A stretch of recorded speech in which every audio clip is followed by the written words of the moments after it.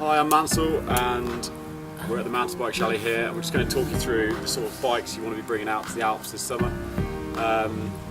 We'd recommend bringing anywhere between 130 and 180 mil travel bike. It just means they're a little bit more usable for all the trails.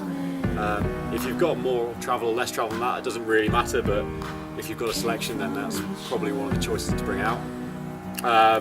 Here I've got a Santa Cruz Blur LT, so it's got 140 mil travel on the back, and I've put some lyrics on the front, so it's got 160 mil.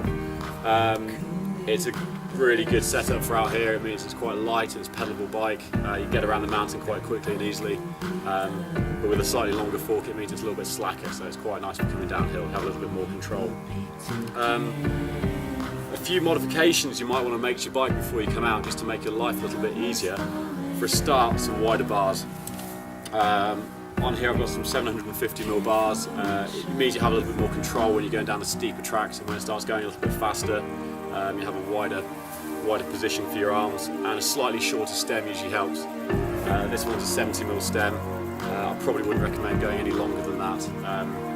Ideally a 50 or 60mm stem will be fine. One of the main things I'd recommend adjusting is your brakes. Put big rotors on. Often in the UK you don't get the descent that will warrant heating your brakes up. Out here you really can when you're descending for an hour and a half. So I've got an 8-inch rotor on the front and a 7-inch rotor on the back, and even though this is quite a light trail bike, you really do need some big rotors. Gearing wise, I wouldn't get too hung up on that. There's never too much pedal in the Alps. People running a 1x10 drivetrain, that's absolutely fine, but I wouldn't go much bigger than a 36 ring in the front, because you do still have to get around the resorts. On this bike, I'm actually running a 2 at the front and 9 at the back. When you've got 2 rings, I don't particularly see the need for a 10-speed drive. You've got every gear you need to get around. It works perfectly well. As far as your tyre choice, I'd strongly recommend either some Maxxis high rolls or Maxxis minions. They're very good tyres, they're very predictable. You can choose all the compounds you want. You can get them in all sorts of varieties, different sizes, tubeless varieties as well. On here I've got some 2.3s, and I've got a 68 at the back and a Super Tacky at the front, and that works perfectly. I've got a reverb on here, although by no means are they vital.